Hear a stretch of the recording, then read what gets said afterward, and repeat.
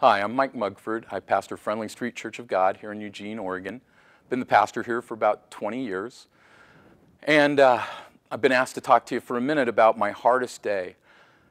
A couple different days come to mind, but I was the youth pastor. The senior pastor had just left for Australia for a month, and I didn't know very many of the older folks in our church, but the day he left, one of the matron saints of the church had a cerebral hemorrhage, close to death. I'd never been in a hospital before. I went down to the hospital to make the call, walked into her room. They'd already shaved her head to prepare her for surgery. I prayed quickly with her.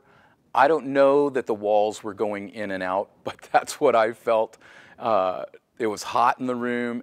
I got out into the hallway and leaned against the wall. A nurse came by and said, "Are you okay?" I said, I don't know. She said, "Let's get you seated and let's get you something to drink." When I talked to the pastor a couple of days later when he called from Australia, I said, "Don't ever do this to me again. Do not leave and leave me in charge of this, because I am not prepared for the experience."